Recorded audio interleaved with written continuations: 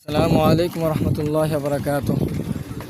আমরা সকলে হয়তো জানি মুহররম মাসে আশুরা রোজা সম্পর্কে, তারপরও আবার আপনাদেরকে জানানোর ইচ্ছা পোষণ করলাম।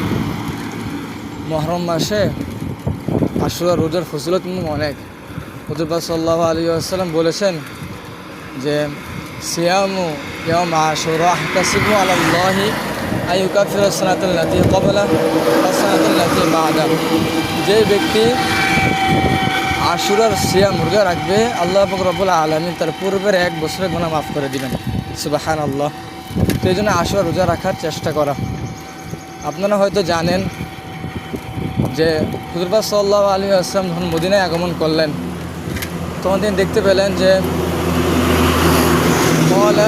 নবী সাল্লাল্লাহু আলাইহি ওয়াসাল্লাম আল মাদিনা, নবী সাল্লাল্লাহু আলাইহি ওয়াসাল্লাম যখন মদিনায় আগমন করলেন, তখন দেখতে পেলেন যে ফারা আল ইয়াহুদ তাসুম ইয়াউম আশুরা, ওই মদিনায় ইহুদি নাসারারা তারা আশুরার দিন রোজা রাখেন।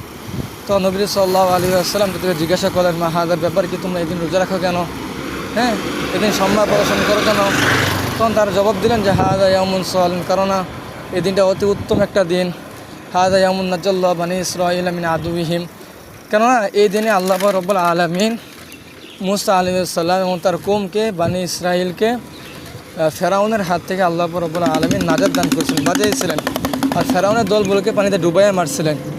এই জন্য ফাসামা মুসা আলাইহিস সালাম, মুসা আলাইহিস সালাম এই দিন রোজা রাখছিলেন। এই জন্য আমরা রোজা রাখি, ইহুদিরা বলার পর হুজুর পাক সাল্লাল্লাহু আলাইহি ওয়াসাল্লাম বলেন, ফানা হাক্কু বিমুসা মিনকুম, তোমাদের থেকে আমি মুসা আলাইহিস সালামের বেশি নিকটবর্তী।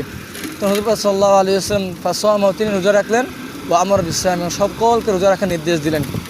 আমরা হয়তো জানি অথবা নাও জানতে পারি যে মুসলমানদের যে আমরা রমজান মাসে যে রোজা রাখি, রমজান মাসে রোজা রাখার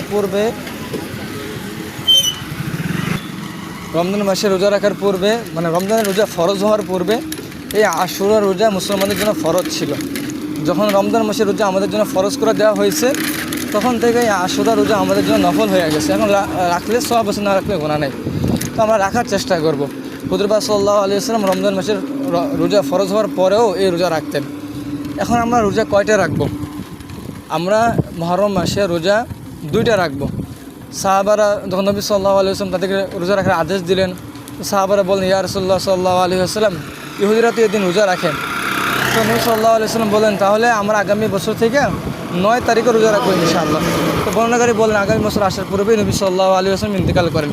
তো এই জন্য আমরা 2টা রোজা রাখবো, 9 তারিখ এবং 10 তারিখ। আল্লাহ আমাদেরকে তৌফিক দান করুক, আমিন।